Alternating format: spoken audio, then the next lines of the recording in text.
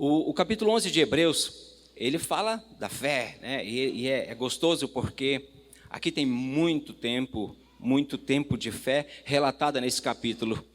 Mas eu tenho vindo nas orações da manhã, das 5h30 às 6h30, eu não vinha, até pouco tempo eu vinha muito. Tem eu ali nessa foto? Não é possível. Deixa eu ver. Não, o pastor está ali, mas eu estou, em algum lugar eu estou. E aí eu quis mostrar isso aqui. Eu não achei eu de novo, mas tudo bem, eu vou deixar. Mas que agora? Tá me vendo? Será? Lá, olha lá, eu estou ali. Mas eu estou mostrando isso aqui para falar para vocês do aviso aconteceu, né? Oração das 5h30 às 6h30 da manhã. E é interessante nós, às vezes a gente vem uma vez, e aí você vê pedidos de oração, e aí você vai embora e você não sabe se teve resultado a oração naquele pedido ali que foi feito, né? Mas tem pessoas aqui nesse grupo, que está aí há 6 meses, há 9 meses, há 12, há 14 meses, e esses viram já resultados de orações na vida de alguns irmãos. E aí tem relatos, tem testemunhos, né? Aí o irmão fica sabendo, olha, nós oramos pelo pé da irmã Joana, que estava inflamado, e olha, Deus levantou o médico para operar. Opa, foi curada. Aí nós ficamos sabendo do irmão que estava com problema, enfim, algum problema, precisava de emprego, veio aqui, orou, Deus abriu uma porta. Então, esses momentos faz com que a nossa fé aumente em Deus, correto? É porque nós vemos testemunhos, né? Em um ano. Então, se você vier um ano, no momento de oração, você já vai ver o quanto Deus age na vida das pessoas. E aqui no capítulo 11 de Hebreus, tem 3.000 anos. Tem 3.000 anos de testemunhos que o escritor de Hebreus coloca aqui para nós degustarmos, para nós digerirmos e colocar a nossa fé em prática, para nós aumentar a nossa fé através dos testemunhos de pessoas que estão aqui citadas no Hebreus 11. E o escritor de Hebreus, ele talvez seja professor, porque ele coloca uma síntese, não sei a palavra certa, eu não sou professor, mas não sei se foi Paulo, Matias, Barnabé, quem escreveu. O fato é que não é explícito, não é aberto a nós, há especulações que seja Paulo. Mas quem escreveu Hebreus, ele fala afirmando no versículo 1 de Hebreus 11. Quem trouxe uma Bíblia assim, de papel? Assim, por favor. Nossa, muito, muito bom. Tá bom, tá cheio de crente, né? É bom quando nós trazemos a Bíblia. E quando não trazemos, também está aqui. Às vezes também está no celular. Mas é interessante a Bíblia de papel. É bom folhear. Quando a gente vai abrir muito a Bíblia, né? E aí o pregador fala, Jeremias 33, você procura, e aí rápido, e aí Amós, onde é que é Amós? Né? Judas, nossa. Então, aqui está mais fácil, né? Mas vamos em Hebreus 11, 1. Como ele fala, ora, a fé é afirmação, né? Então, o que ele está dizendo? A fé é o firme fundamento das coisas que se esperam e a prova das coisas que se não vê. Aí vamos pular para o 6, versículo 6, por favor. Aí no versículo 6, ele vai dizer como que funciona. Ora, sem fé é impossível agradar-lhe, porque é necessário que aquele que se aproxima de Deus creia que ele existe e que é galardoador dos que o buscam. Então, amém? Glória a Deus. Então, o que ele está dizendo? A fé, ele diz o que é a fé? A fé é o firme fundamento das coisas que se esperam e que se não vê. E para eu ter o relacionamento com Deus, para eu agradar a Deus, eu tenho que ter, porque senão eu não vou agradar. É como entrar em um relacionamento, né? Quando você entra num relacionamento, homem e mulher, você entra acreditando que a outra pessoa está acreditando em você, que está gostando de você, e com Deus não é diferente.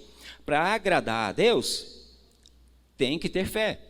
Senão não tem relacionamento. Senão não tem caminhada, não tem negócio. Você não consegue caminhar com quem você não tem fé. Logo, você não consegue caminhar com Deus, não consegue agradar a Deus se você não tiver fé. Então, por isso, sem fé, é impossível agradar a Deus. O capítulo 11 é bom para nós, seria se o pregador, se a pessoa que está com a responsabilidade, pegasse e só lesse no final dos versículos todos aqui, que é bem grande o capítulo, são 39, 40 versículos, nós poderíamos pegar e ir embora. Mas nós precisamos um pouco de comparações, de confirmações, mas quem vai confirmar no teu coração, na tua mente, é só o Espírito de Deus. É o Espírito Santo que faz essa confirmação nos nossos corações. Por isso também é fé. Mas vamos continuar lá na leitura. O versículo 2, vou voltar no versículo 2. Pois, pela fé, os antigos obtiveram bom testemunho. Olha só que maravilha, os antigos, e ele está falando dos antigos daquela época, hein? Nós não estamos falando do papai, não, da mamãe, que já está na glória. É dos antigos daquela época. E dos nossos antigos também, é claro que todos nós que nascemos em lar cristão, soubemos experiências dos nossos pais com Deus. Tem aqui Igor, menino que cresceu aqui, que os pais são cristãos, que os avós são, então logo tem experiência de vida com Deus na sua família. Eu também tenho, outros também têm. Então, os antigos podem ser os nossos antigos, mas aqui ele está falando de outros antigos. O versículo 3, vou continuar na leitura, tá, gente? No versículo 3, eu gosto que parece que ele volta para Gênesis aqui, olha só que maravilha. Pela fé, 3, ok? Pela fé, entendemos que foi o universo formado pela palavra de Deus. Onde é que está isso aqui? Oi? Gênesis. Está em Gênesis, isso aqui é o começo. E ele está citando aqui, olha, pela fé, entendemos que foi o universo formado pela palavra de Deus. Pela palavra de Deus. Deus formou no haja. Deus disse, haja céu, houve céu. Haja terra e houve terra. Na palavra de Deus foi formado. Não foi formado por acaso. Continuando. De maneira que o visível veio a existir das coisas que não aparecem. Pelo um Deus invisível, de uma forma invisível, na palavra dele, ele disse, haja e houve. Amém? Glória a Deus, estamos nos entendendo. Mas, será que Deus fez isso por acaso? Ou o mundo, como alguns cientistas dizem que foi no Big Bang, explodiu e aí surgiu? Não. Foi feito de caso pensado. Deus fez tudo de caso pensado. Como ele também fez o homem, Ele fez lá Adão de caso pensado. Ele fez querendo fazer o homem, porque Deus é um Deus de homens. Deus é um Deus de relacionamento com homens. Deus não é Deus de... A palavra diz que Deus é Deus de Abraão, Deus de Isaac e Deus de Jacó. Logo é um Deus de homens. Então Deus... Vamos continuar, Então Anderson 1. Deus é um Deus de Igor, Deus é um Deus de Anderson, Deus é um Deus de Tiago. Deus é um Deus nosso, é um Deus de relacionamento conosco. Ele quer ter o relacionamento conosco, comigo, com você. Só depende de nós. Só depende da fé. Depende da nossa fé para melhorar esse nosso relacionamento. Então, se ele me fez de caso pensado, se ele te fez de caso pensado,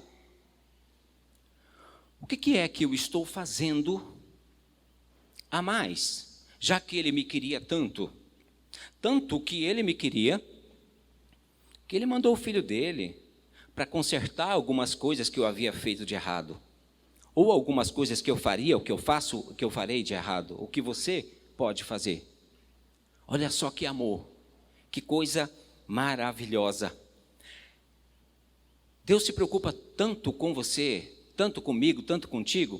Mateus 10, versículos do 29 ao 31, eu quero ler para os amados. Não se vendem 2 passarinhos por um ceitil, e nenhum... Tu vai colocar? Colocou? E nenhum deles cairá em terra sem a vontade de vosso Pai. E até mesmo os cabelos da vossa cabeça estão todos contados. Não temais, pois, mais valeis vós do que muitos passarinhos. Nossa, olha só. Você não precisa se preocupar. E Ele sabe tudo nosso, tudo de nós. Ele sabe quantos cabelos nós temos na cabeça. Até o pastor não tem mais, mas ele sabe, né? Cadê o Di? Caiu 2, ele viu, caiu 3, caiu 1000, acabou, ficou careca, mas ele sabe até quantos fios de cabelo você tem na cabeça. E não cai sem que ele permita, ou você não vai ser descuidado em nenhum momento, porque você tem muito mais valor do que muitos pardais. Nós temos muito mais valor do que muitos pardais. Você sabe disso, não sabe disso? Então você precisa acreditar, exercitar a sua fé nisso. Mas nós precisamos manter a linha no Hebreus aqui 11, porque tem muita coisa.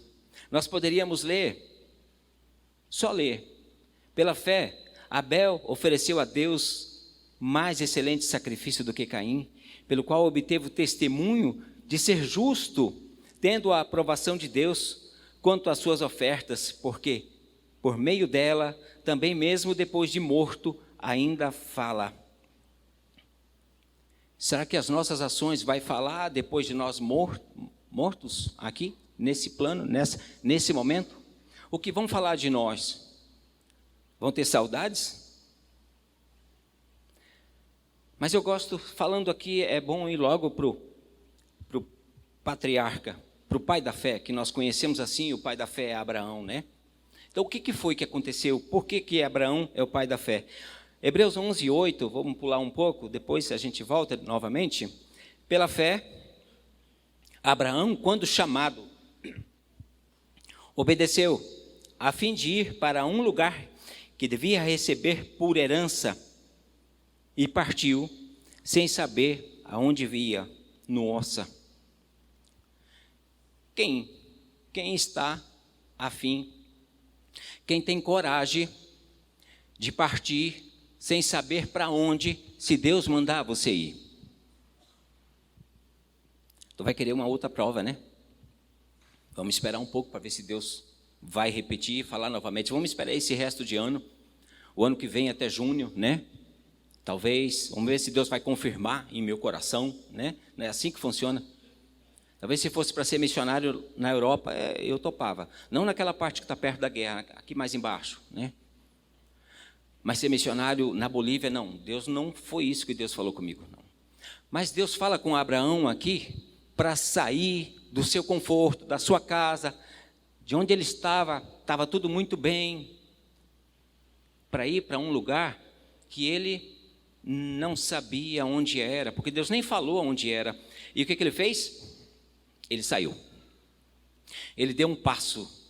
E nós, às vezes, quando recebemos algo de Deus, nós esperamos a confirmação, porque se nós dermos o passo, vai que não era isso. E, gente, é tão interessante quando falamos de Abraão, quando eu falo em Abraão, quando eu falo de Abraão, eu quero pesquisar alguma coisa. Isso eu já tinha algum tempo e agora eu anotei para poder compartilhar com os irmãos. Olha quanto Deus fez a Abraão desde o início e faz até hoje, né? No ano 70, depois de Cristo, um tal de general Tito invadiu Jerusalém e dizimou o que ele pôde e o povo fugiu, uma diáspora maior. E esse povo, descendentes de Abraão, que nós hoje somos por adoção, esse povo, o povo judeu, que agora está em guerra, que nós vemos na televisão, esse povo se espalhou pelo mundo, ao redor do mundo, em todos os lugares do mundo esse povo foi. E o interessante, segura aqui, a minha sobrinha, que todos conhecem, que é filha do Felipe Bezerra, mora aqui, quer dizer, é natural daqui. Ela está morando em Minas Gerais há aproximadamente 5 anos, 6 anos talvez. Ela esteve em casa agora aproximadamente 30 dias. E ela está falando com mineirês, assim, tão arrastado que enjoa, sabe? Porque eu sou mineiro de nascimento, né? Mas eu não falo igual os meus de lá. E ela, 4 ou 5 anos que está lá, já fala um mineirês.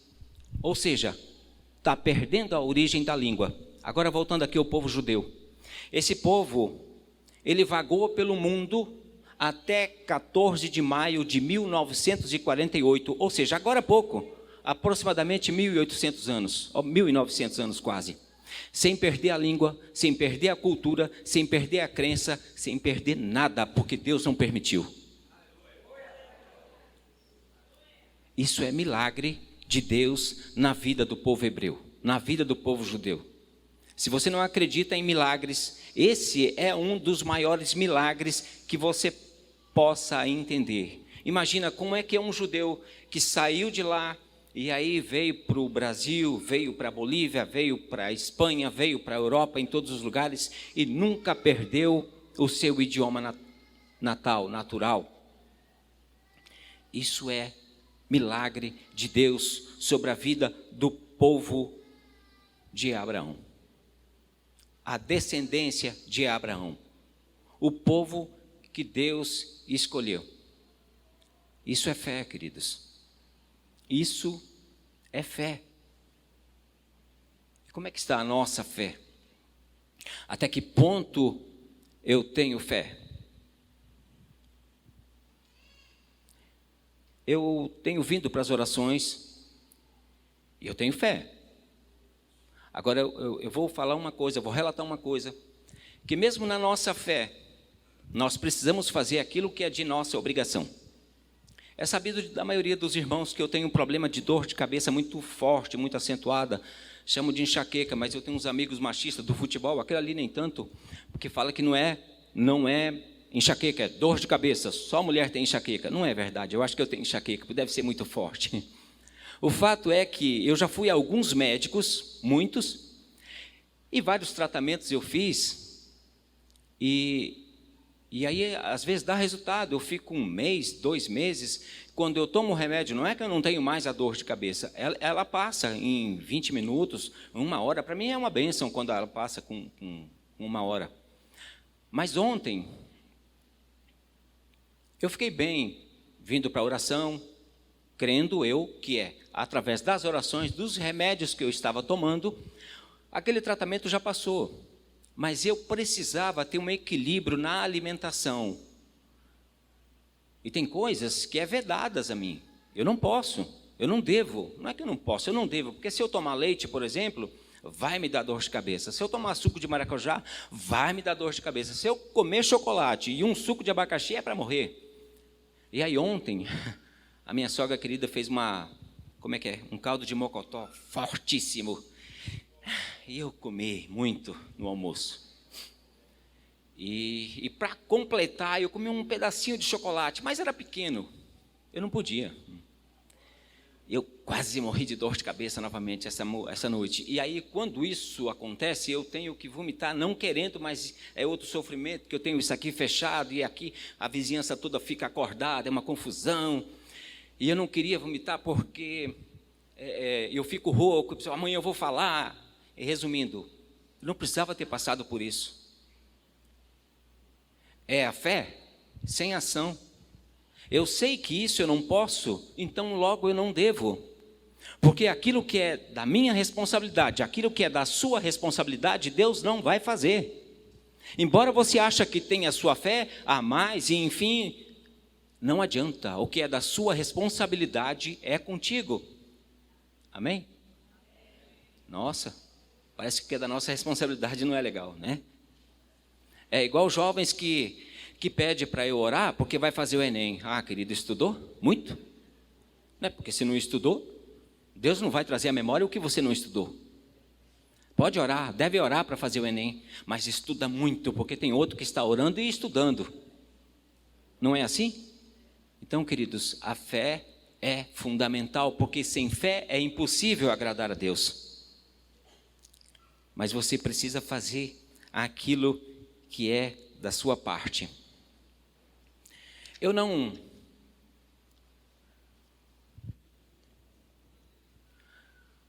sou próximo de todos.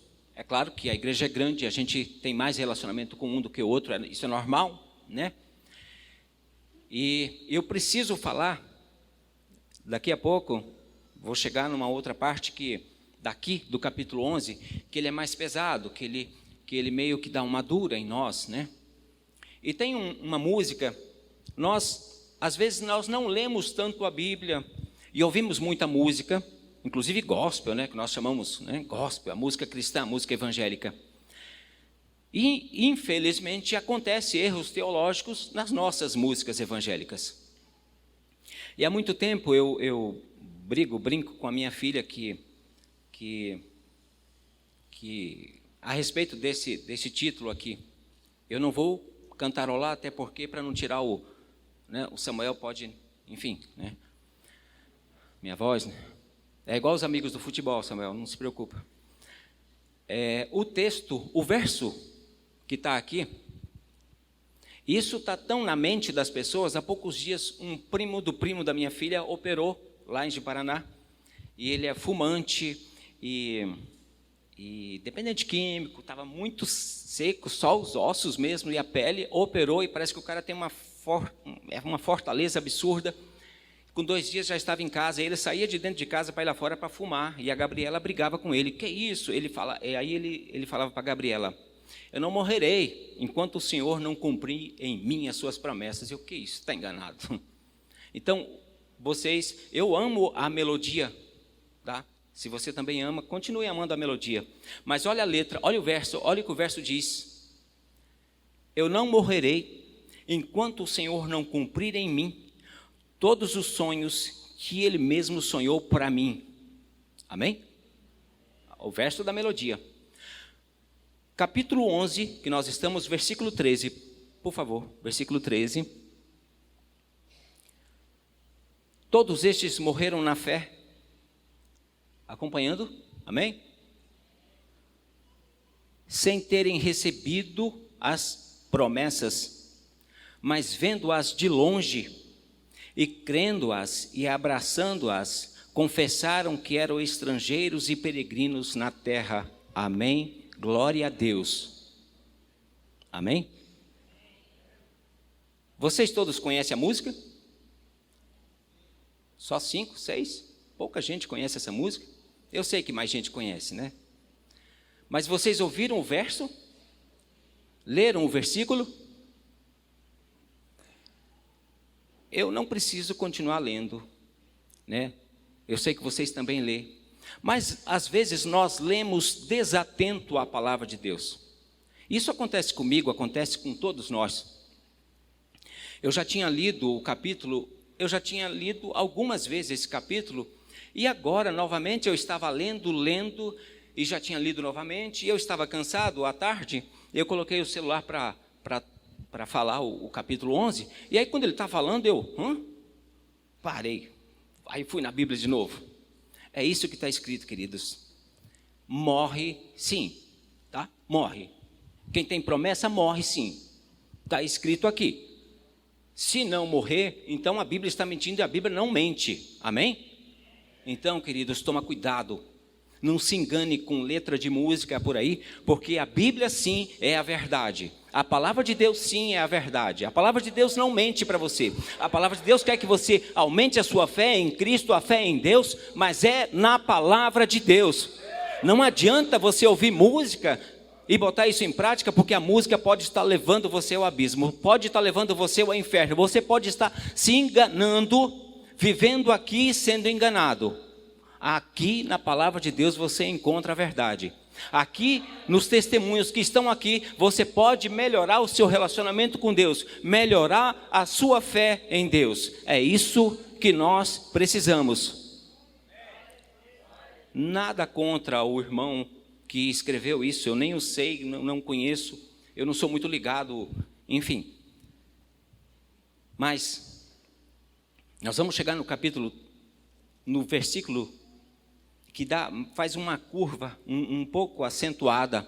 Eu escrevi curva acentuada. Eu me lembro quando eu fiz a habilitação há bastante tempo, tinha um nome lá, curva acentuada oblíqua à direita. Nunca soube o que é oblíquo, nunca me preocupei também, mas estava escrito, né? Mas eu preferi só curva acentuada. Então, olha só, Hebreus 11, 35. As mulheres receberam pela ressurreição os seus mortos. Alguns foram torturados, não aceitando o seu resgate para obterem superior ressurreição. Outros, por sua vez, passaram pela prova de escárnios e açoites, sim, até de algemas e prisões. Eu vou parar nesse versículo, porque vai só pesando aqui. E nós estamos acostumados, na nossa cultura, no nosso país, a ter direitos. É assim que funciona no nosso país, né? Nós temos direitos, assim reza a Constituição, não é assim? Né? Nós somos cheios de direitos. Mas os cristãos, de fato, desse momento, não tinham direito algum, a não ser morrer por Cristo. E era nesse contexto que eles estavam passando, vivendo. Mas nós não queremos muitas lutas, não. Nós não. Nós temos direitos, não é assim? Eu tenho direito de ir e vir. Eu tenho direito de falar do meu Jesus, porque senão o quê? A nossa fé, ela é aumentada no caos. O crescimento da igreja sempre aconteceu quando os leões estavam atacando.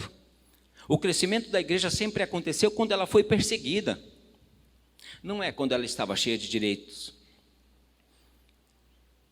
E Deus nos chama, sempre quando a coisa está difícil.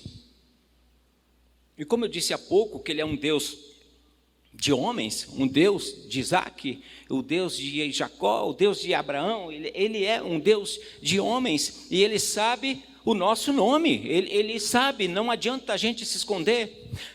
Moisés estava lá no deserto, 80 anos, enfim, cuidando de umas ovelhas, e aí aparece uma sarça queimando sem ser consumida, e aí, Moisés, oi? Bora levar um papo aí, vai ali no Egito, liberar um povo. Quem falou para ele que era Moisés o nome daquele cara? Então ele sabe o meu nome, ele sabe o teu nome, Tiago, ele sabe o nosso nome. Moisés estava pronto? 80 anos, que isso? Eu estou com 56, já estou querendo parar? 80 anos, velho, gago, não estava pronto, né? E aí Deus o chama, bora ali, libertar um povo. E Moisés foi. Ele chama as pessoas do nada. Gideão estava lá, escondido, menor da sua tribo, menor da sua casa. E aí Deus chama, vai ser general de guerra. Ele pode te chamar, esteja atento a ouvir a voz de Deus. E pode ser que você entenda, e que eu, crente, velho, até não entenda, porque eu tenho mais conhecimento, né? Que isso? Como é que não falou comigo? Falar com esse aí, chegou agora, não é assim? É que o Espírito fala, às vezes, com um descrente, ou com um não crente, ou com um novo que chegou agora, e aí o crente velho acha que tinha que ter sido com ele, porque afinal de contas eu estou aqui há mais tempo, não é? Assim que funciona? Chegou agora, já está querendo entrar na janela, não é assim? É a expressão que se usam. Deus pode falar com você, querido, esteja atento, porque Ele sabe o seu nome, Ele sabe o que você faz lá na sua casa, no seu trabalho, Ele te conhece, Ele conhece você na sua escola. Deus quer ter relacionamento contigo, meu irmão. E é através da fé. É através da fé.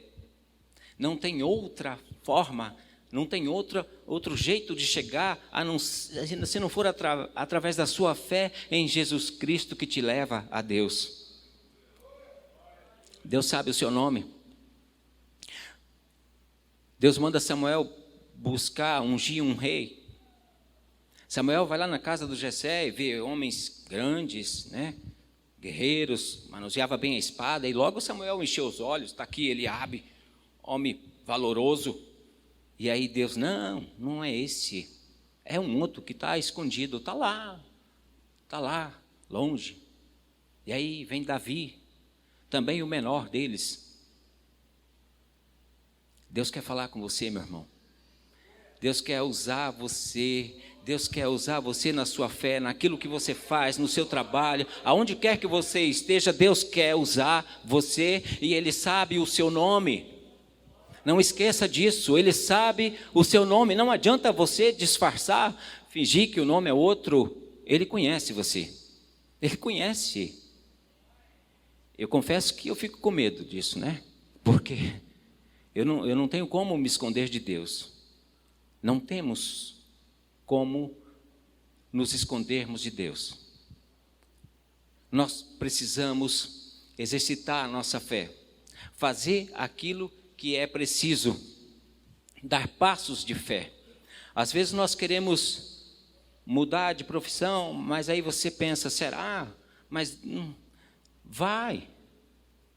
É isso que Deus está falando no seu coração e você não fez por quê? Não começou por quê? Porque se você não der o primeiro passo, a gente não sai do lugar, né? Nós precisamos confiar em Deus, botar em prática aquilo que nós vemos aqui, que Deus fez na vida de muitos, e Deus fez no passado próximo nosso, dos nossos familiares, continua fazendo aqui. Deus continua fazendo, é através da nossa fé em Jesus Cristo.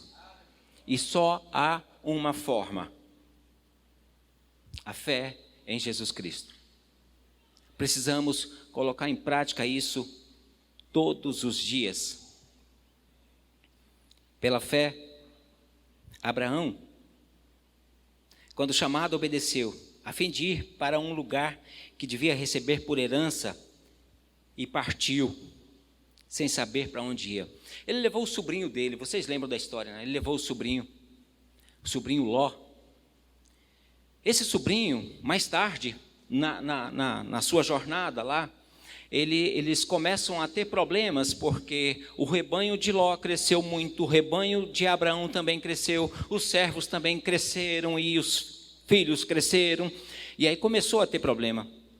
E Ló chega lá em Abraão e fala, olha, não dá, como é que vamos fazer? Abraão, com o coração que Deus havia colocado, escolhe, para onde você quer ir? Ló olhou, eu imagino os campos de Sodoma e Gomorra verde, assim, planícies, e Ló, opa, esse lado é melhor. Sodoma e Gomorra, pá, cidadão